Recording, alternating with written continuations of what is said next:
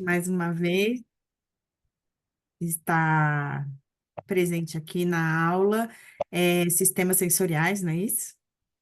Da disciplina de pós-graduação das Ciências da Saúde.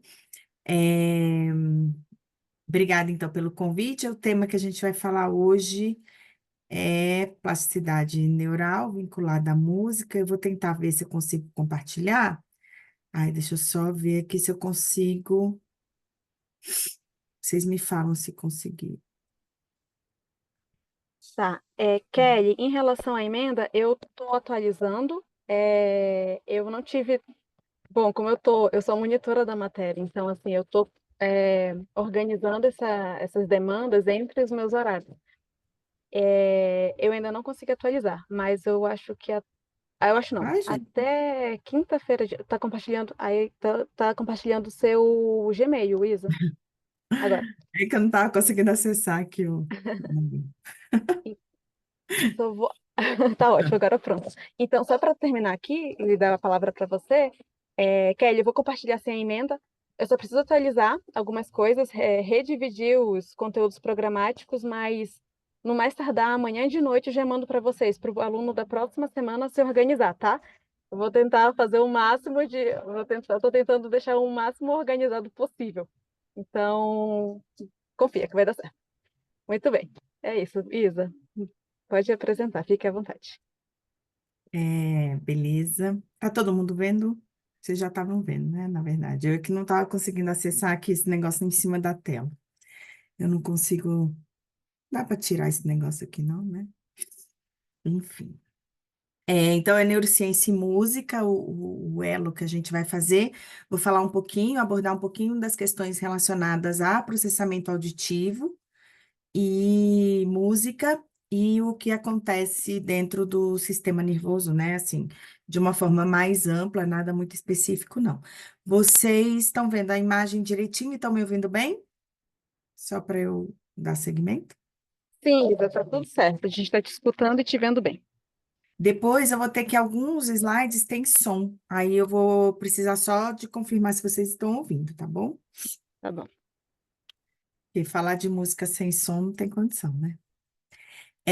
Então, vou falar um pouquinho sobre neurociência de uma forma mais ampla, né? Ela ajuda a compreender como o cérebro percebe, interpreta, apreende e comanda, a música, né? E ela desvenda os processos todos que são envolvidos na percepção, na aprendizagem e na cognição. No caso, a gente está falando da questão musical.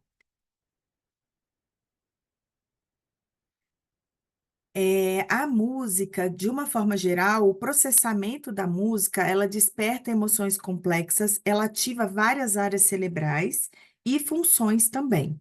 Então, ela ativa, né, as funções de senso-percepção musical, memórias, incluindo a rede de recompensas, processos sensório-motores, sensações prazerosas na ativação do sistema límbico, e exatamente por conta dessa ativação generalizada do sistema, ela tem um poder de fortalecer todas as conexões que estão associadas à música.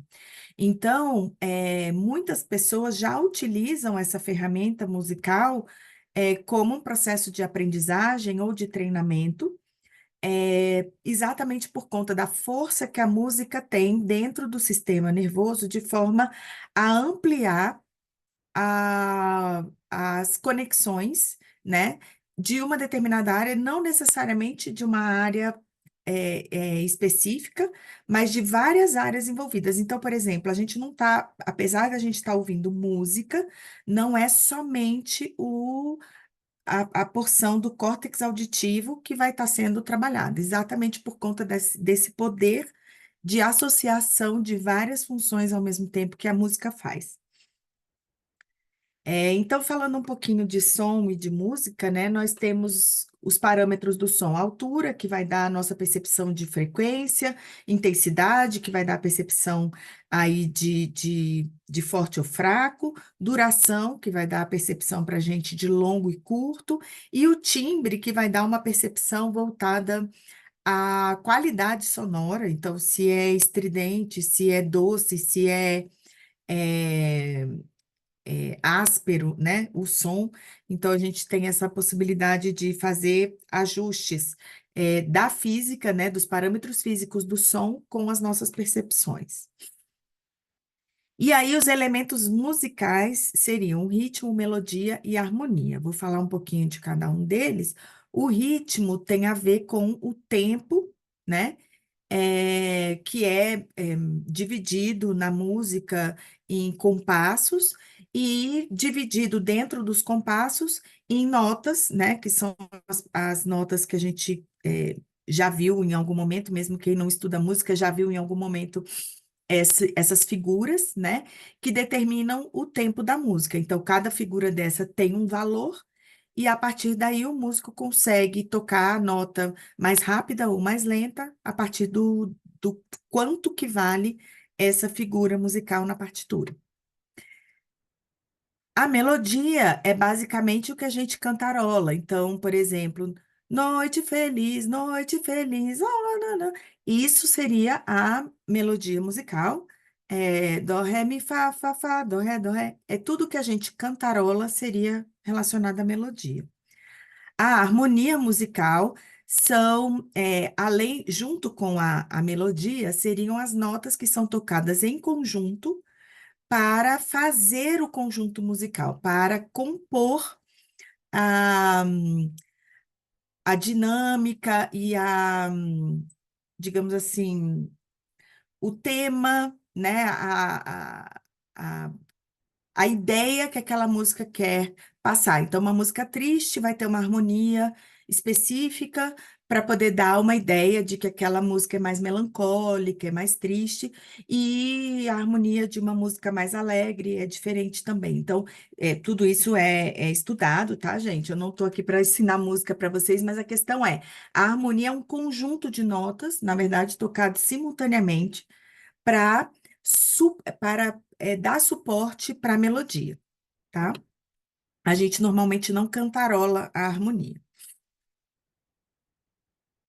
E aí vem as questões relacionadas à apreciação musical, que em termos de vias aferentes, você tem, quando você está apreciando a música, você tem todo o arsenal de vias auditivas aferentes, córtex auditivo. E como eu falei para vocês, nós temos associações de várias áreas. Então, como a música mexe com vários sistemas e várias funções ao mesmo tempo, nós podemos ter algumas habilidades visuais associadas a essa sensação auditiva, habilidades sensoriais outras associadas a essa sensação auditiva, além das habilidades auditivas em si. Então, acaba que a música é um elemento muito poderoso quando a gente está trabalhando, por exemplo, com conexões nervosas. Alguém queria falar alguma coisa? Não, né? Posso continuar. Não, acho que não. Então, em termos de habilidades auditivas, pensando aí em processamento auditivo da informação, nós temos a detecção, a localização sonora, discriminação auditiva, sensação, figura fundauditiva, fechamento auditivo, escuta binaural e processamento binaural, que eu vou falar um pouquinho de cada um deles agora. Então, a detecção é a sensação de presença ou ausência do som, né? Então, a gente tem a percepção do som e a percepção também do silêncio, porque o silêncio faz parte, né, da nossa percepção auditiva. No caso aqui, eu trouxe uma partitura, visualmente a gente consegue visualizar. Nós temos aqui as notas musicais, aquelas que eu mostrei para vocês, e esses desenhos que estão aqui, esse retângulozinho abaixo da linha, acima da linha, esse daqui que parece um 3 ou um chã, são pausas com tempos específicos, e então indicando que a pausa faz parte do tempo musical e da música também, né? Do som de uma forma geral. A localização sonora é super importante para os músicos de uma forma geral e na percepção auditiva. Inclusive, nós temos arranjadores que trabalham com, eu não sei se vocês já perceberam isso, mas tem algumas músicas, principalmente na época que a gente ouvia o som mais acústico mesmo, né? Menos digitalizado em plataformas, mas a gente tem alguns arranjadores que faziam a gente perceber o som só do lado direito ou só do lado esquerdo e depois fazendo a somatória da audição binaural nas duas orelhas ao mesmo tempo. Então, na época aí que a gente tinha o Walkman, não sei, eu tô dedurando a minha idade também, né? Mas que as músicas eram analógicas, né? Gravadas dentro da fita, é, a gente conseguia perceber esses arranjos feitos pelos músicos. Hoje em dia, nas plataformas, essa qualidade, né, dessa parte de localização sonora, de ter um som vindo do fundo para frente, que um músico pode querer colocar num arranjo, isso vai se perdendo por conta dessa digitalização da música, né, que tem que ser tudo muito condensado dentro de um arquivo para poder caber no arquivo, e aí a gente acaba perdendo uma série de efeitos sonoros que são possíveis de ver, por exemplo, quando a gente vai ao vivo num show ou numa apresentação de orquestra, que a gente consegue visualizar o som caminhando pelos instrumentos. Então, a localização sonora é uma função auditiva super importante, e depois eu vou falar um pouquinho o que que isso tem a ver, por exemplo, com uma reabilitação, né? Tem tudo a ver com a reabilitação auditiva, porque a gente precisa retomar essas habilidades auditivas com usuários de aparelho auditivo ou implante coclear, por exemplo, que perderam, né, essa habilidade. A discriminação auditiva, ela é a capacidade, então, da gente perceber a diferença entre sons que são de um mesmo instrumento em notas diferentes, por exemplo, ou sons de instrumentos completamente diferentes. Aqui, por exemplo, tem uma faixa, deixa eu ver se eu consigo passar para você. Ah, vai lá! É, nesse áudio é um som de uma música do Oswaldo Montenegro, em que ele, por exemplo, fez um arranjo de forma a entrar um instrumento de cada vez, né? Um outro exemplo desse tipo de efeito é o que acontece, por exemplo, no Bolero de Ravel, que é uma música mais clássica, que também usou esse mesmo artifício, né? De usar um instrumento e vai entrando um instrumento por vez. Eu queria fazer um exercício aqui com vocês, depois vocês colocam isso no chat, por favor. Eu posso até sair da apresentação para dar uma olhadinha lá no chat.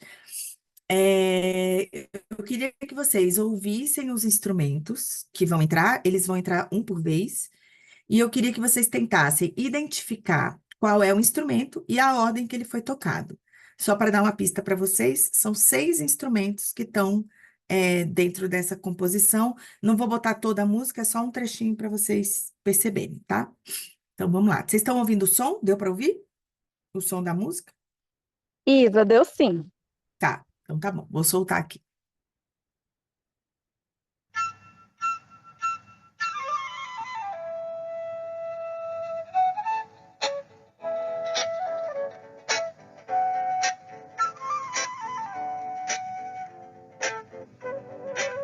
Numa tarde quente, eu fui embora de Brasília, num submarino do Lago Paranoá. Quero ser estrela lá no Rio de Janeiro, namorando uma Madalena na beira do mar. Qualquer dia, mãe, você vai ter uma surpresa vendo na TV, meu peito quase arrebentar. Quero ser estrela lá no Rio de Janeiro, namorando uma Madalena na beira do mar. Quem quiser que faça o velho jogo da política, na política, maneira de pensar. Quero ser estrela lá no Rio de Janeiro, namorando uma Madalena na beira do mar.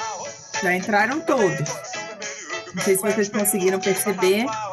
os. Deixa eu ver aqui se eu consigo voltar lá no. Se alguém colocar aqui no chat, eu posso ler para você, Isa. Pode O ser também, primeiro né? foi flauta.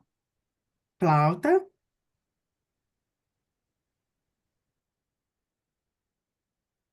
Depois. Ai, Aí, gente, eu tô. o Ah, segundo, eu fiquei na dúvida se era tipo um reco-reco, eu não sei exatamente. Mas era uma coisa mais elementar, né? Tipo, mais percussiva. é. Uhum. E por último, o sexto foi bateria, né? Eu acho que terceiro entrou violão. Eu ouvi. Foi, também acho. Bom, Foi o violão e a percussão veio do dedo, né? Que ele faz tic, Isso, Isso, é a isso. batida era uma no marcação violão. Aí no tempo. depois eu percebi pandeiro também, não sei se é real, mas. Tem uma bateria junto, tem um pouquinho É, de a bateria prato eu achei que junto, faz a isso. bateria. Que mais? O... Antes da bateria tinha outro. A bateria O, foi o último, né? o Diego, Não. ele falou aqui, ó, flauta, percussão, teclado ou piano. Eu sou, Aham. eu sou, eu sou suspeita para falar, porque Você já conhece. já. Então, na verdade, eu posso até botar de novo para vocês, só para vocês verem. O primeiro instrumento é a flauta, né? Ficou bem evidente isso. Depois entrou o violão. Na sequência entra o baixo e Uhum, entra a percussão. E aí, que o baixo faz tum, tum, tum. Aí, às vezes, pode confundir um pouco com a percussão, né? Entra a voz, uhum. Ah, é. Sim, eu que é um esqueci de falar instrumento. da voz, que é um instrumento. Entra o instrumento também.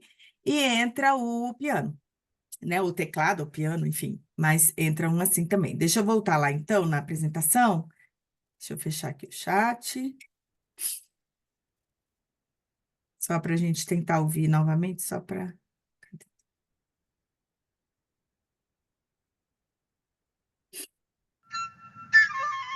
Ah, vai lá!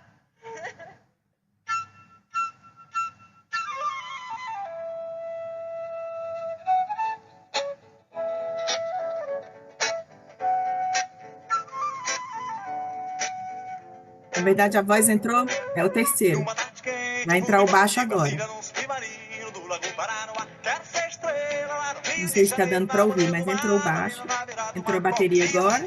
bateu uma surpresa vendo na TV, meu peito quase arrebentar. Quero ser estrela lá no Rio de Janeiro, namorando uma morena na beirada do mar. E o Quem piano sente entrou matar, agora. o velho jogo da política, na política, maneira de pensar. Quero ser estrela lá no Rio de Janeiro, namorando uma morena na beirada do mar. Então, para fazer uma atividade como essa, em primeiro lugar, a gente precisa ter uma experiência com o som para poder saber qual é o som e nomeá-lo, né? Então, a gente precisa ter uma experiência aí.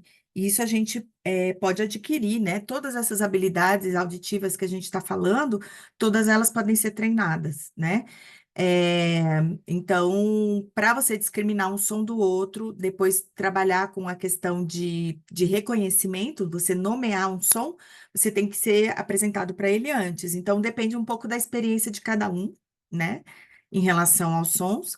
E isso também a gente pode falar a mesma coisa com relação à fala, com relação. A gente tem que primeiro ter ouvido antes, em relação à nomeação de objetos, né? Sons ambientais, a gente tem que ter primeiro uma vivência anterior, alguém tem que ter nomeado aquilo para gente, para depois a gente fazer o reconhecimento disso e poder fazer uma atividade como essa agora. Não é apenas discriminação auditiva, né? Junto uma série de habilidades aí nesse processo. Aí, deixa eu só. Então, no caso, a sensação sonora, que eu falei um pouquinho lá na frente, para a gente conseguir discriminar se esse som, se a gente gosta ou não do som, a gente consegue qualificar um pouco esse som. Então, se ele é grave, se ele é agudo, se ele é áspero, se ele é doce, estridente, até que no final das contas a gente chega à conclusão de que aquela experiência auditiva foi agradável ou não, me trouxe boas sensações ou não, a partir de todas essas sensações. É, A habilidade de figura fundo, né? Ela é a habilidade da gente focar em um determinado som em meio a outros sons. Então, por exemplo, na tarefa que a gente acabou de fazer, quando apareceu a flauta e entrou um outro instrumento, vocês esqueceram da flauta, conseguiram ouvir a flauta, que ela estava continuando a tocar, mas vocês desfocaram da flauta para prestar atenção no som novo que estava entrando. Quando entrou um outro, você tentou focar naquele som novo e esqueceu, entre aspas, o que estava de fundo, né? Então, são habilidades aí de atenção seletiva e dividida, quando a gente consegue ouvir o todo, e seletiva, quando a gente consegue ouvir as partes que a gente faz automaticamente quando a gente está trabalhando com competição sonora, né? Quando tem mais de um som ao mesmo tempo, né? E aí essa integração sensorial é exatamente isso. O que que a gente consegue fazer separadamente Então, a gente consegue ouvir um som que vem da direita, um som que vem da esquerda e juntar essas informações. Da mesma forma, um instrumento específico eu consigo ouvir, mas eu consigo também ouvir ele no todo, com os outros instrumentos em volta. Né? Então, essa é a habilidade de figura-fundo que a gente pode trabalhar tanto na questão de seleção, separação dessas informações, como na questão de juntar tudo e integrar esse som de uma forma geral. O fechamento auditivo, a capacidade, então, de completar aquilo que a gente não escuta, é uma habilidade eu acho que provavelmente Beethoven, com a perda auditiva que ele apresentava e toda a sensação auditiva que ele tinha dentro do cérebro dele, foi feito a partir de uma habilidade fenomenal de fechamento auditivo, né? Já que o som não estava presente fisicamente para ele, né? Mas a gente tem muito dessa habilidade quando a gente está, por exemplo, falando ao telefone e a ligação está ruim, a internet está caindo e o som vai se perdendo, mas você consegue, até determinado ponto, né, dessa interrupção, você consegue completar a informação que foi perdida, né? Então, essa seria a habilidade de fechamento auditivo. A escuta binaural, então, aqui a gente tem alguns que estudam, né, essa parte do ouvido, então a gente tem a audição da orelha direita, a audição da orelha esquerda, e nós temos uma somação de informações quando a gente escuta com as duas orelhas ao mesmo tempo, inclusive ampliando a percepção de intensidade desse som. Então, além da riqueza, da localização sonora, da possibilidade da gente conseguir lidar com o ambiente de uma forma tridimensional, a escuta binaural também amplifica o som, né? Por isso que a gente insiste também na adaptação, por exemplo, de aparelhos auditivos nas duas orelhas. O processamento temporal também é super importante. Ele é uma forma de processamento auditivo que lida com o tempo, especificamente com o tempo da informação. Para a fala, a gente tem, por exemplo, a percepção da vibração sonora, principalmente quando a gente está trabalhando com sons consonantais, que a gente não tem essa vibração sonora tão evidente, né? O que faz a diferença, por exemplo, entre um ba e um pá, né, que está aqui no exemplo do artigo, é exatamente que no bar você tem uma vibração da laringe prévia à articulação, ao momento da articulação. Então, por exemplo, quando a gente prepara para falar um pá, né? Se todos aí tiverem possibilidade de fazer, é bem legal de fazer. Você vai tentar fazer um pá prolongado, mas antes você vai preparar esse pá para sair. Então, quando a gente prepara, a gente fecha a boca e prepara o ar lá dentro antes de passar pela laringe para você preparar o pá. Então, preparou o pá? Antes de falar o pá. Esteja pronto para falar o pá, mas não fale. Então, é isso. Esse é o P, né? Só vai sair pá, efetivamente, quando você colocar a vogal. O bá é um pouco diferente. Então, vamos fazer a mesma coisa. Fechar a boca, preparar a respiração, preparar a prega vocal que vai estar provavelmente fechada e vai produzir o bá. Vai ficar. Hum, hum. Eu não sei se vocês estão conseguindo me ouvir, mas existe um som que aparece antes do bá acontecer. Então, que esse bá, né? Estou exagerando aqui, mas é esse o tempo que vai fazer a diferença entre um P e um B. Então, numa fala encadeada, essa diferença de tempo é minúscula, né? E o nosso sistema auditivo consegue perceber essa diferença, né? Muita gente tem alteração de processamento temporal, né? Não consegue entender tirar algumas letras de música, compreender algumas letras de música, né? Por exemplo, principalmente essas que falam muito rápido, funk, rap, mas isso também acontece com música popular, MPB. Quantas aqui não já trocaram uma palavra por outra, porque junta uma palavra na outra, por conta da linha melódica da música, e aí você muda o sentido e inventa uma palavra no meio da música, né? Ou, por exemplo, que a gente consegue observar bastante, é no humor, né? Os humoristas, em geral, utilizam muito da velocidade de fala para aumentar a graça na fala. E uma pessoa que eu acho assim que é eu não conheço uma pessoa que fale tão rápido quanto ela, é a Tata Werneck, por exemplo, né? E muitas pessoas não gostam da Tata Werneck por conta da velocidade de fala dela, porque não conseguem entender todo o processo, né? E aí vai demorar para processar a informação e vai rir quando a piada já acabou há algum tempo, né? Então, são pessoas que levam algum tempo para poder compreender, não só com Tata Werneck, mas de uma forma geral, a compreender o que está sendo dito e o que aquilo quer dizer, né? Não só necessariamente o que foi dito nos sons que foram ditos, mas também no que quer dizer. E o processamento temporal na música está envolvido também com esse processo de notas e pausas que acontecem durante todo o processo musical. Já o fazer musical, né? Então tem a questão da apreciação musical, que é basicamente via aferente, que a gente vai estar trabalhando sensações, né? Sensações auditivas, entre outras. Quando você faz música, quando você toca algum instrumento, ou você canta, né?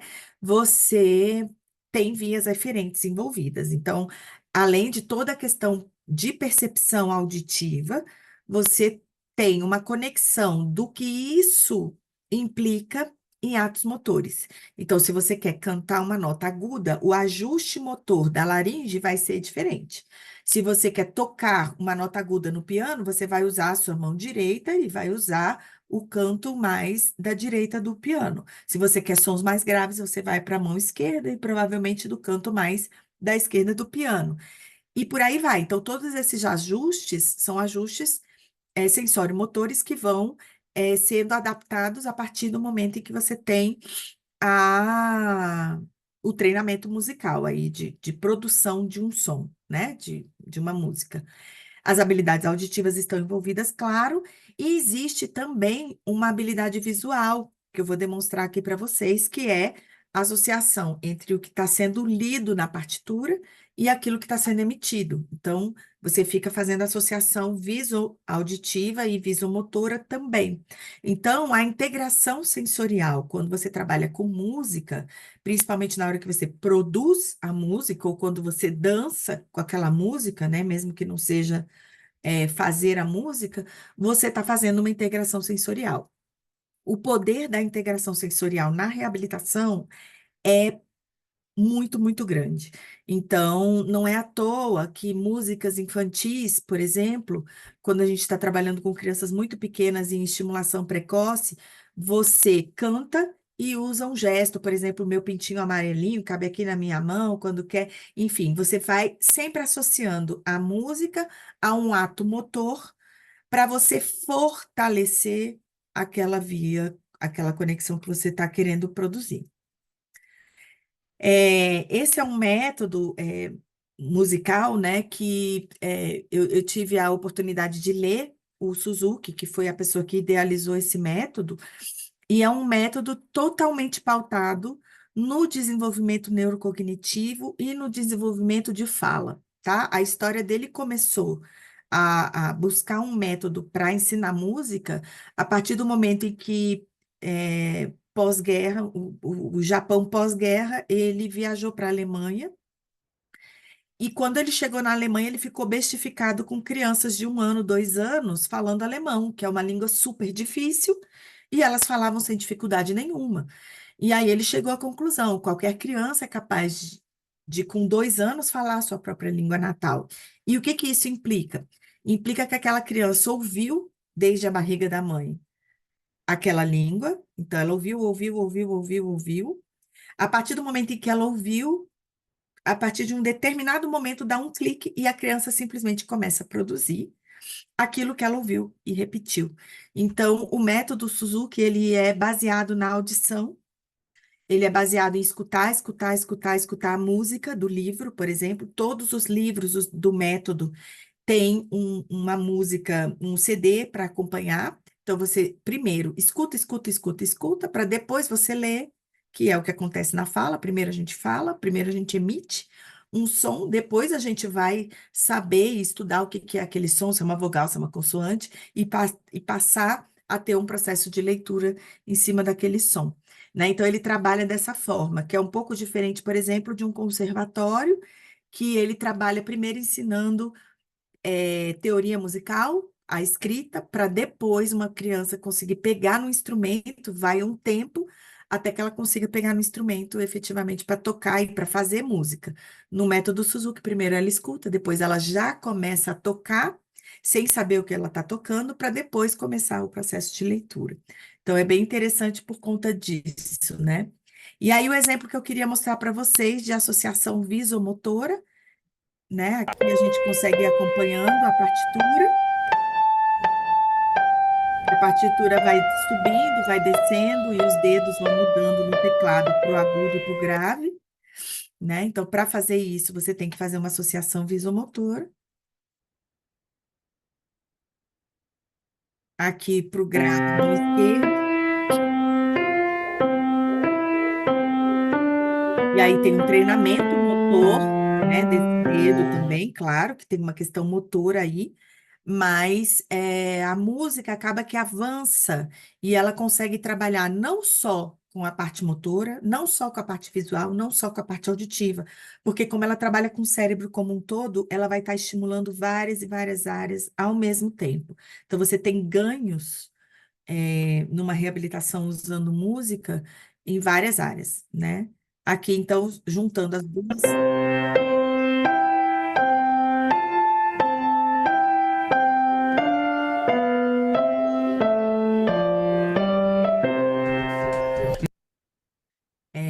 Só para demonstrar essa questão da associação auditiva visual e motora, né? É, então, quando a gente está pensando em fala, né?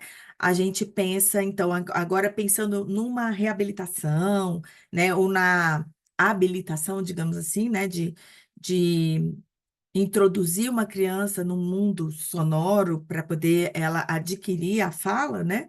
Nós pensamos em fonemas, nós pensamos em repetição daquele fonema, automatização daquele fonema, depois a gente vai automatizá-lo em várias palavras diferentes, em posições diferentes na palavra, e depois a gente vai construindo frases e construindo significados diferentes para aquele mesmo som, né? Até chegar no uso efetivo mesmo da linguagem, né? Que seria mais relacionado aí a pragmático do que você efetivamente está querendo dizer com todo aquele som, né? Mas a gente pensa num processo aí de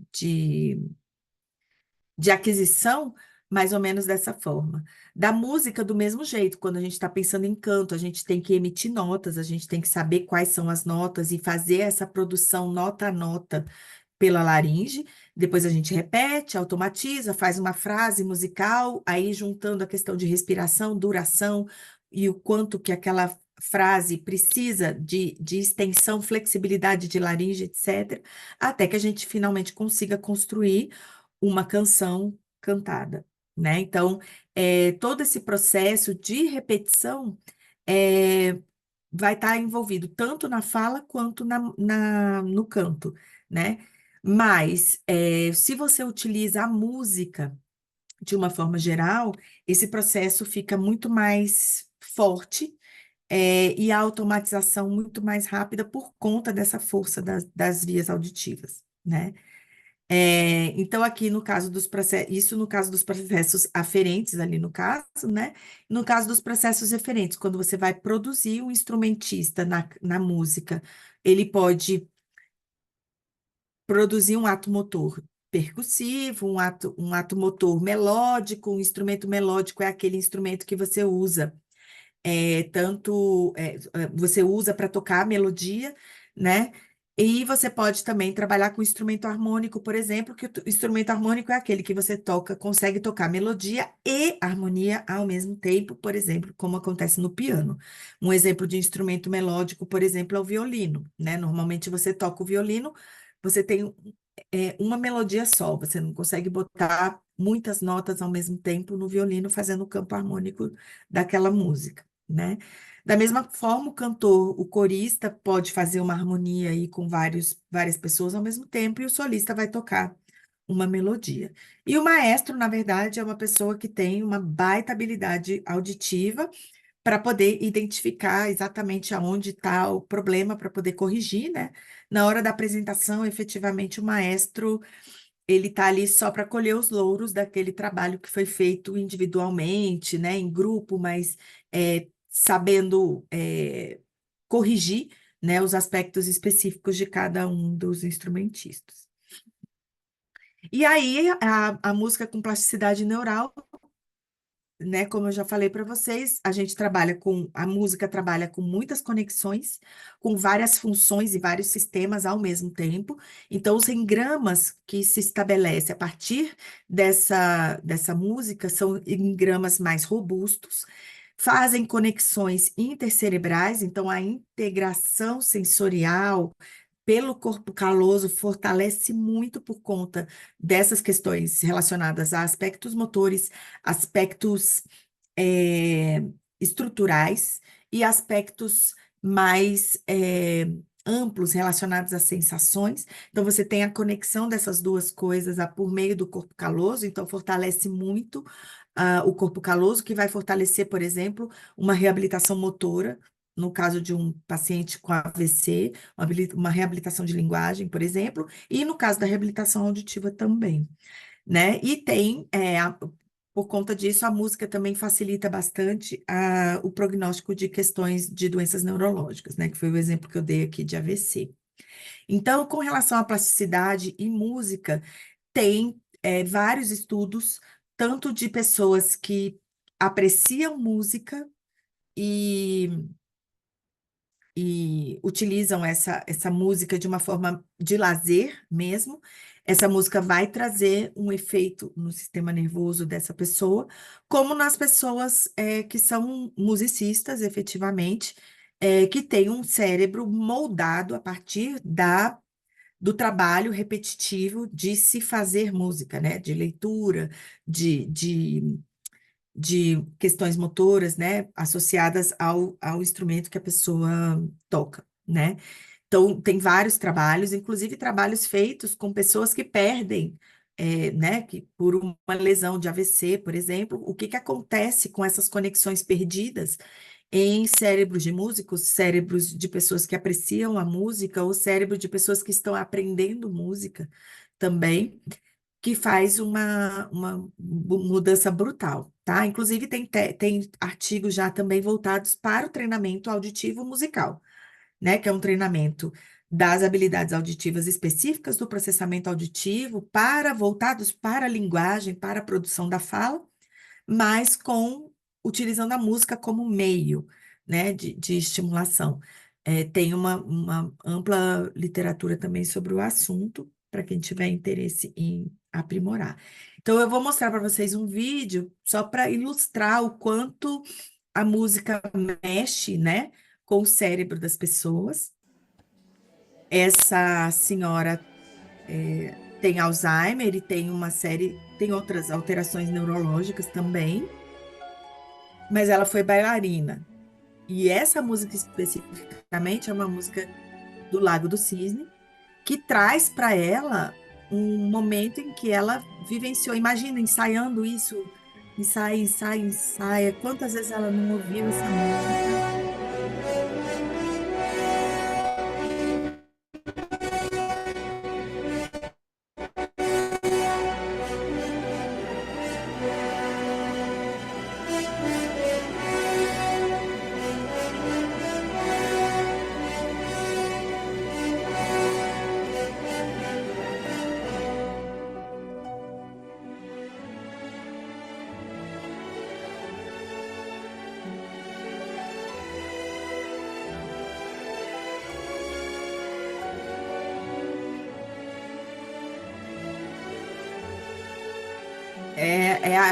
Aquilo que eu falei para vocês, é a força dessa conexão. Apesar dela estar perdendo conexões nervosas, né? Ela está com uma degeneração neurológica já bastante grave. A música, né, a partir dos movimentos e tudo mais, ela tem um engrama muito, muito poderoso que pode ser, que pode facilitar a reabilitação das pessoas, né? Inclusive, tem um caso, né, que uma colega fonoaudióloga comentou, também mais ou menos sobre esse quadro, né, de estimulação ampla que a música traz.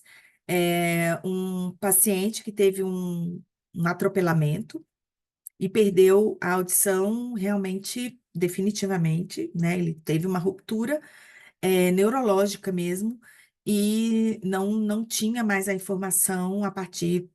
A cóclea estava até íntegra, mas não tinha mais a conexão auditiva até o córtex auditivo. Perdeu totalmente a audição de forma definitiva. Mas ela trabalhou com ele. A leitura orofacial e o uso de aparelho auditivo para ele pegar algumas pistas auditivas. E a partir de um determinado momento, dessa estimulação auditiva, ele começou a ouvir novamente a esposa dele e ele conseguia ouvir Maria Callas cantando as músicas dela, porque ele era viciado em Maria Callas, ele conhecia todas as gravações de Maria Callas, e quando ele escutava com o aparelho auditivo e via a Maria Callas, ele conseguia ter a sensação auditiva de ouvir a Maria Callas. Se fosse outra cantora, uma cantora mais recente, que ele não conhecia, a audição dele ele não tinha essa percepção auditiva dessa informação. Mas, por conta desse processo de repetição dessas informações, ele tinha a sensação auditiva mesmo sem poder ter, né? Ele tinha uma sensação auditiva, uma memória auditiva reavivada, por conta dessa frequência de estimulação. Então, a voz da esposa ele conseguia ouvir, e a voz, quando via a esposa, né? E a voz da Maria Callas também, quando ele ouvia e via a imagem dela. Então, a associação visual e auditiva, trazendo aí as memórias auditivas como uma sensação auditiva, além da visual que ele estava vendo. Então, eu não sei se vocês têm alguns exemplos aí de músicas e memórias e essa associação entre música e plasticidade e terapêutica, né? Vocês têm aí também a terapeuta ocupacional, pode estar utilizando isso, já tem alguma experiência com isso, não sei. É, enfim, não sei se isso suscitou em vocês algumas ideias também, Sim, ideias de muito. pesquisa sobre o assunto, né? Porque é um assunto amplo. Eu quis trazer aqui para vocês mais exemplos do que necessariamente referências bibliográficas, né? Mas se vocês quiserem, eu passo essas que foram citadas aqui na apresentação.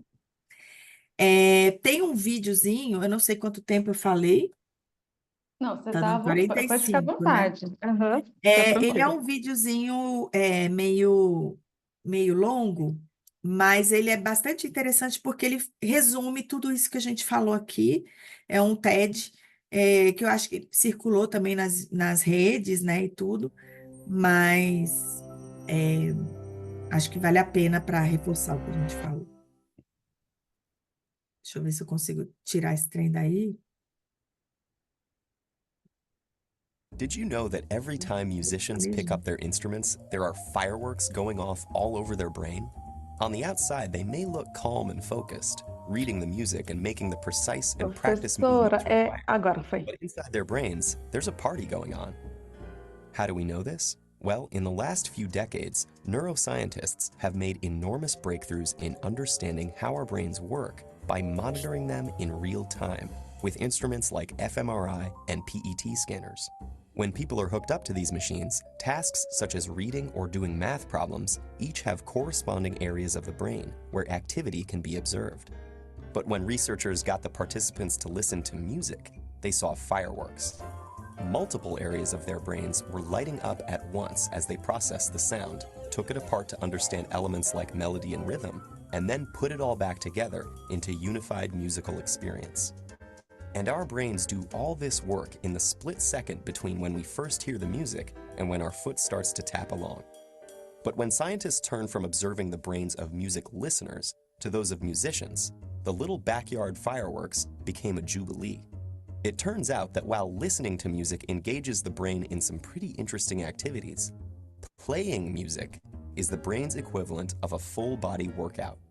The neuroscientists saw multiple areas of the brain light up, simultaneously processing different information in intricate, interrelated, and astonishingly fast sequences.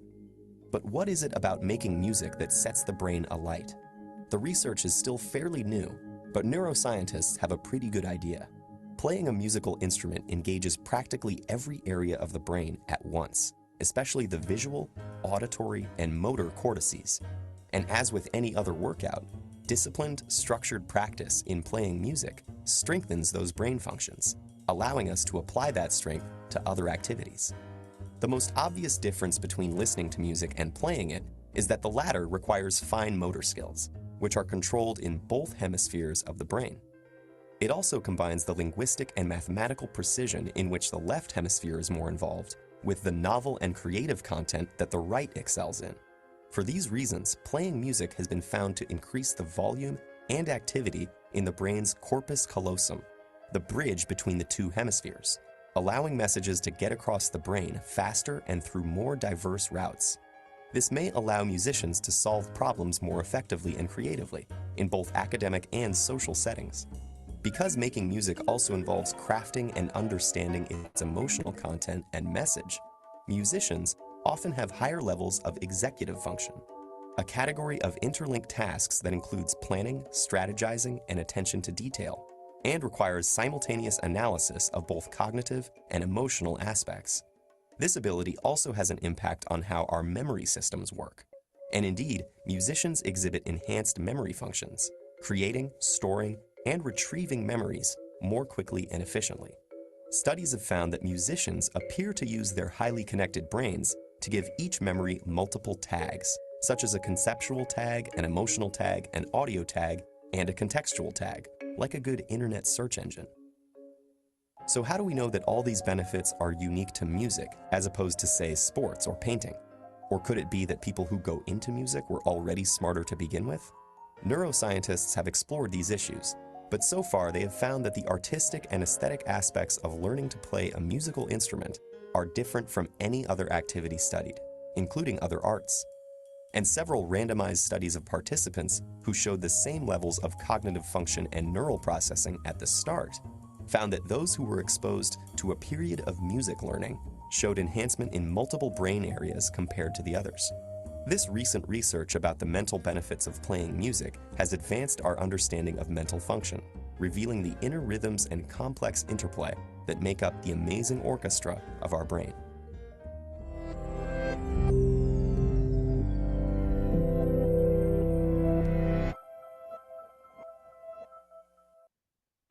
Essa foi uma aula que eu fiz junto com o Felipe. Eu estava até no primeiro slide, né? Eu não alertei, que é fonoaudiólogo e músico também, especialista na área de voz. E aí a gente fez essa apresentação junto para poder falar um pouco sobre música e neurociência. Aí eu aproveitei para trazer ela para vocês aqui. Isabela, muito obrigada pela sua aula. Cortou a ligação. Não, eu estou aqui. Está me escutando? Estou. Que para mim tinha cortado. Estou ouvindo. Eu gostei muito da sua aula, muito obrigada pela sua aula. E é um tema muito interessante mesmo, né? Porque, de fato, ele está trabalhando... A música é um assunto que tem em todas as áreas possíveis. Então, dentro da fonoaudiologia, principalmente com a reabilitação auditiva, eu sempre estou usando com os meus pacientes, principalmente quando a gente está querendo começar a avançar algumas habilidades, então, desde habilidades mais básicas, como a detecção, que nem esse exercício da discriminação sonora. Eu já me inspirei, né, nessas atividades para fazer o treinamento com os meus pacientes, até habilidades mais avançadas de figura fundo, que tem até um site que eu uso, que se chama Lyrics Training, que é para você escuta a letra da música e você tem que completar. Então, você também já está trabalhando fechamento No auditivo fechamento. e a habilidade de figura fundo, né? E é Uhum. algo que desperta um prazer muito grande naquele paciente que está passando pelo processo de reabilitação auditiva, que faz uso de, a maioria, né? Eu atendo, faz uso de implante coclear, e eles despertam também a memória auditiva. Então, quando eles terminam de fazer atividade, eles falam: Nossa, como é bom, é a primeira vez que eu escuto a música, e eu lembro da sensação, eu lembro de como eu escutava lá atrás, e como estou escutando agora, é muito parecido. E é Uhum. uma atividade prazerosa, né? Além disso, também eu vejo que dentro dos profissionais que estão aqui inseridos, a terapia ocupacional, né, Kelly, também se beneficia, pode se beneficiar do uso da música, né? Se os outros alunos também quiserem se manifestar. Então, é uma aula, assim, extremamente enriquecedora. E, como sempre, a Isabela, eu sou fã da Isa. A Isabela foi minha professora desde a graduação e ainda acompanho até agora, né, na pós-graduação, sempre estou trocando fichinha. E é uma honra estar podendo, Só assim, você me continuar fez assistindo lembrar às suas aulas. de uma informação que eu esqueci, né? Na verdade, que está complementando aqui a questão da aula, que quando eu trabalhava clinicamente, né, antes de entrar na UNB, eu costumava orientar os pais, sempre perguntam o que que pode fazer a mais, né, de estimulação para as crianças e tal. Elas estavam em terapia, tentando trabalhar processamento auditivo. Eu sempre falava de atividades que fizessem essa integração auditiva e motora, principalmente motora junto com auditivo, para poder fortalecer essa via, né? Então, por exemplo, capoeira é uma atividade que trabalha muito isso, tem a música de fundo ali para você trabalhar, balé também, mas o balé acaba que existe um certo preconceito com relação aos meninos, por exemplo, e tocar um instrumento musical, né? Que aí abrange todo mundo, é eclético, dá para trabalhar com gostos diferentes e essa questão da integração tá lá, né? Associando a questão motora com a audição. É bem legal. E Kelly, eu acho que a é Kelly queria muito falar legal. alguma Isso. coisa. Eu amei a A aula, Kelly tá professora. Obrigada. Como a Indy já me conhece, que a gente é colega do mestrado, a gente entrou junto. E a gente já teve pacientes juntos também, né? Então, eu trabalho com Aham. abordagem de Sim. integração sensorial de Ares. Então, tudo que você falou faz muito sentido para mim. E eu me recordei, eu dei um curso esse final de semana, que eu levei um caso de um menino com uma dispraxia muito grave e que ele queria muito pular corda. E aí eu fracionei essa atividade em várias partes, a gente foi fazendo esse treino, era um menino que já estava em integração sensorial, já tinha um tempo, já entendia melhor o corpo dele, e eu usava muita música com esse menino. Então, quando já estava no final, para ele conseguir agora pular a corda, não ia, e aí eu falei, não, vamos usar a música, aquelas músicas que a gente usa para pular a corda mesmo, né? Que dá a batida, que dá o Mais ritmo, que dá a agitada. sequência. Então, aí eu fui filmando e depois acabei compilando um videozinho desde o primeiro dia que ele só passava na cobrinha até o dia que ele conseguiu cantando pular a corda, né? Então, assim, é muito emocionante mesmo, assim, ver o tanto que a música com o sistema vestibular, eles estão já anatomicamente um do lado do outro e Próximo. faz mágica mesmo, assim, entre É aspas, bem né? legal. Legal. Bem legal. Muito legal. Usar isso na terapia é uma ferramenta poderosíssima, né? Na E a reabilitação. gente vê resultados, né? O mais legal é esse. Mais algum aluno quer fazer alguma pergunta para a professora Isabela? Não. E adorei essa aula, obrigada. A Rosângela está escrevendo aqui. E também teve um comentário da Ana Rafaela, que ela falou assim: tem um documentário, A Leap Inside, que também mostra o poder da música na memória. Aí ela colocou aqui no chat, o link do YouTube para quem quiser acessar. Professora Isabela, eu vou te agradecer novamente pela sua participação, pela sua aula maravilhosa. Obrigada. Agora, é uma honra, de verdade. É, e agora a Estou gente tentando vai ler o chat fazer. aqui. Tá, eu vou. Eu vou dar seguimento. Então, o Alisson, eu quero que, se você puder, vou seguir as regras do Dr. Fayez, 7 minutos, para a gente treinar a apresentação. Né? O Alisson também é aluno do Dr. Fayez, então já conhece Então, por favor, se você quiser já compartilhar a tela do seu notebook. Eu pedi para o Alisson fazer apresentações sobre um artigo científico que estivesse relacionado com o tema, né? Então, eu busquei um artigo que falava sobre neuroplasticidade.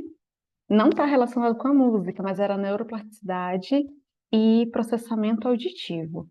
Aí o Alisson agora vai fazer a apresentação para a gente, também vou cronometrar daqui, e depois a gente continua. Tá bom, Alisson? Boa noite para todo mundo. Vou ver se eu consigo compartilhar aqui no que eu fiz pelo Zoom antes, só um momento. Tá. O Alisson, se você quiser, eu te ajudo. Tá? Eu acho que Tem a vai. setinha Oi, do teclado, Alisson, aquela fazia tempo que eu setinha. não te via, hein? Cortou a ligação, eu acho. A gente se viu ano passado. A gente se viu ano passado. A minha internet está oscilando um pouco hoje. Se vocês me Tá. Aí, escutam, você escutou? Aham, você escutou o que a professora Isa falou? não, tá mudo da Isabela. Calma aí. Não sei se ela vai ligar, mas ela. Não, a gente falou, a gente se viu no evento, né, Do ano do passado. IBO, no Oh, final do já ano. um ano, muito tempo. Faz tempo Bom, já. Faz muito tempo. Já tem um ano. bom ver você novamente, Muito bem. professora. Bom ver Então, vocês também. posso começar? Uhum. Então, pessoal, boa noite. Eu sou Francisco Alisson, sou fonoaudiólogo. Atualmente, eu sou fellow, no programa de reabilitação auditiva do IBO e atualmente também mestrando no programa em Ciências da Saúde com orientação do professor Dr. Faiez. Então, para a aula de hoje, aí a Ingrid, né, disponibilizou esse artigo e ele é um artigo bem breve, né? É basicamente um artigo sobre o desenvolvimento, né, da neuroplasticidade do tronco auditivo, do tronco do córtex auditivo. Então, ele traz alguns conceitos, né, referentes ao que pode incentivar e o que causa esse desenvolvimento, né? Ele traz alguns fatores que ajudam no desenvolvimento do desenvolvimento da própria audição. Então, o desenvolvimento da neuroplasticidade, ele é importante, né, para incentivar padrões normais de conectividade e função neural. Quando a gente pensa, né, na neuroplasticidade, ela é essa capacidade, né, que os nossos neurônios possuem de se readaptar, né, de se modificar frente a estimulações que ocorrem, né, durante a nossa vida. Então, é a possibilidade de um neurônio, qualquer que seja, de se reestruturar, por exemplo, na falha de outros para poder até exercer essa função de cobrir o espaço que está faltando, digamos assim. Então, quando a gente pensa, né, no desenvolvimento atípico que ocorre nesse circuito sináptico do nosso tronco cerebral auditivo, é, a, plas- a- é- essa, esse desenvolvimento atípico pode causar plasticidade neural alterada, e isso vai desencadear numa excitabilidade no córtex auditivo, ou uma hipersensibilidade. O que isso quer dizer?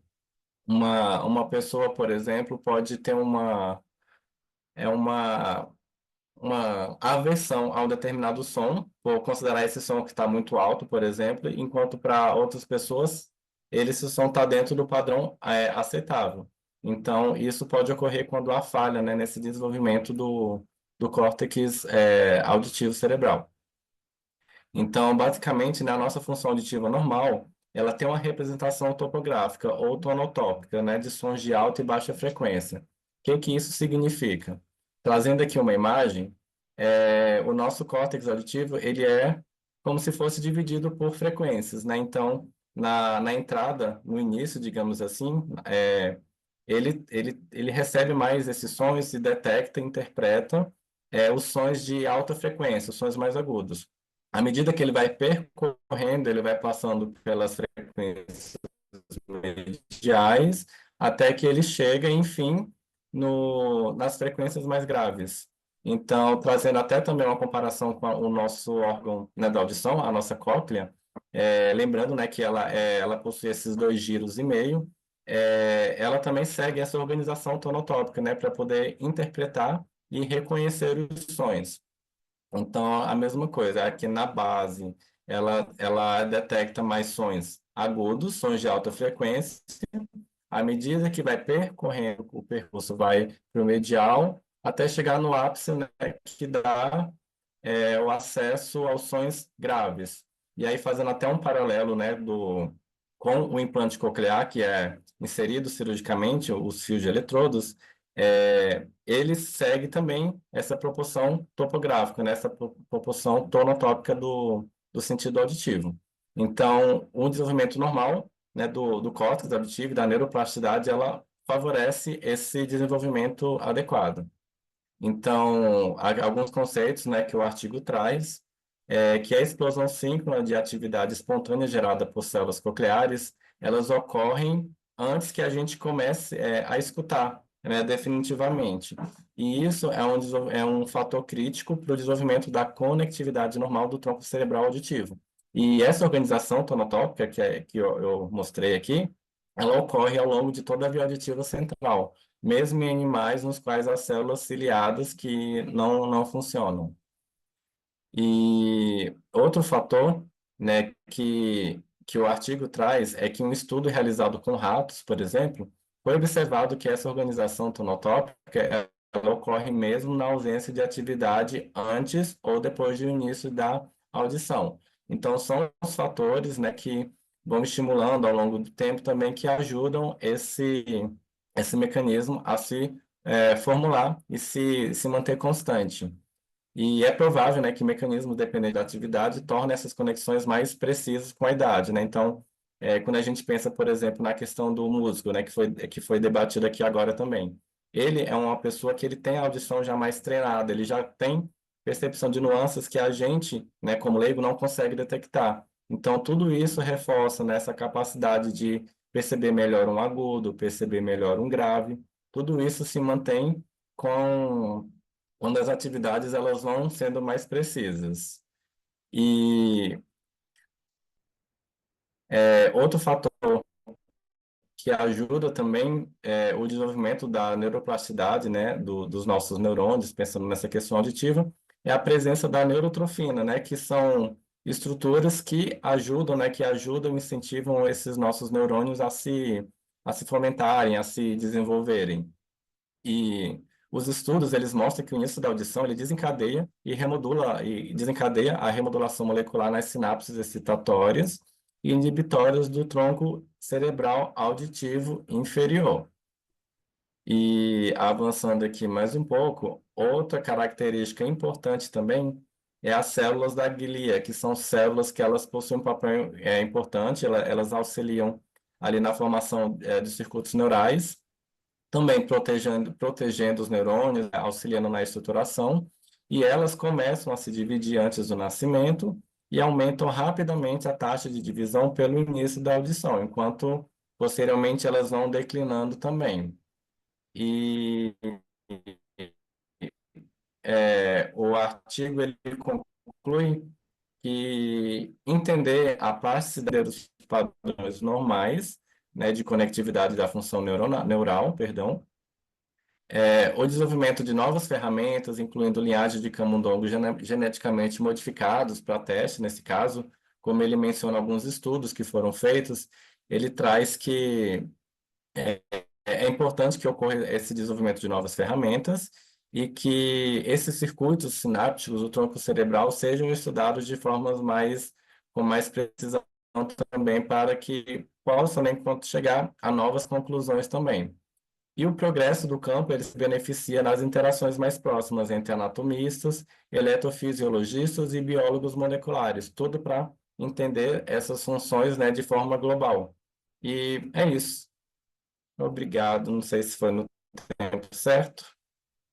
Alisson, muito obrigada. Eu cronometrei, mas assim, não vou. Deu 7 minutos e 34. Gabaritou para mim, já está valendo. Sobre o artigo que você trouxe, eu achei Tá assim, só 2 ok. pontos que eu vou comentar, que eu achei muito interessante, é que, primeiro, Isso está totalmente correlacionado com quando a gente pega crianças que nasceram surdas, e daí, mesmo que elas mesmo que elas tenham a reabilitação auditiva via implante coclear precocemente, e que elas consigam chegar numa fase extremamente avançada, mas elas continuam tendo algum atraso de processamento auditivo, né? Então, assim, até que as escolas até mandam assim, relatórios, falam assim, por favor, eu quero que você realize um PAC. Aí eu falo, então, não dá para fazer um PAC numa criança que é deficiente auditiva, que usa implante coclear. Mas isso está correlacionado justamente, eu imagino que pelo desenvolvimento. E outra questão também que eu acho interessante é que o artigo ele traz sobre a neuroplasticidade, ele mostra a tonotopia até mesmo do córtex auditivo. Recentemente eu li um outro Sim. artigo que falava de como que ia acontecer a neuroplasticidade em adultos, em idosos, né? Que eles falavam assim que os idosos continuam tendo essa capacidade de se reorganizar os neurônios, por isso que eles também se beneficiam de toda e qualquer tipo de reabilitação. Porém, na parte auditiva, quando está acontecendo essa reabilitação, é de uma maneira desordenada. Então, isso também para os fonoaudiólogos reabilitadores, é até uma informação assim que dá para correlacionar, no sentido de, peraí, será que esse idoso já não chegou no platô de desenvolvimento dele? Então, a neuroplasticidade é algo extremamente importante para todas as áreas de reabilitação, né? Se não fosse a neuroplasticidade, nossas profissões não existiriam. Então, muito obrigada, Alisson, por você ter Exatamente. trago esse artigo tão interessante. Alguém quer fazer algum comentário? Eu queria só perguntar para ver se eu entendi certo, que você disse que tem uma parte do artigo que ele mostra que tem áreas que elas são como se ativadas antes mesmo do som passar pelo córtex auditivo, seria isso? Ou eu entendi errado? E é quando a gente pensa, né, nessa questão do nascimento não, né, da criança, né, ainda dentro do útero da mãe. Então, essa criança, ela está recebendo som, né, mesmo que de forma indireta. Essa questão, essa parte auditiva dela ainda não está totalmente formada, né, porque ela depende também dessa exposição ambiental, após nascer. Então, quando a gente pensa nessa questão, as estruturas ali já estão encaminhadas para que elas recebam esse som e para que ela consiga futuramente, né, fazer uso dessas habilidades. Não sei se era essa a sua pergunta. Eu tinha pensado fora do útero mesmo, mas deu para entender o Sei. que seria o processo. Obrigada. Não, por nada. Mais alguma pergunta? Eu acho que não. Estava previsto no cronograma a apresentação do projeto de mestrado do aluno Diego, mas eu preferi deixar para o Diego apresentar na semana que vem, tá bom? Que o Dr. Faiz também vai estar presente. Eu me comprometo com vocês de enviar a ementa até amanhã de noite, tá? E no mais, é isso. Encerramos por aqui. Todos os alunos estão presentes. Se alguém tiver alguma dúvida, algum contato, eu sou a Ingrid, eu sou fonoaudióloga, para quem não me conhece. Eu sou a Ingrid, sou fonoaudióloga, trabalho no Instituto e também sou aluna de pós-graduação de Ciências da Saúde. Tá? Então, sem mais delongas, eu encerro aqui as nossas atividades, tá? A professora Isabela, inclusive, acho que ela já saiu. É isso, gente. Então, ninguém tem mais dúvida, eu vou encerrar por aqui. Tá bom? Ingrid, Tchau, só tchau. Até semana que perguntar, vem. Boa noite, gente. Boa noite.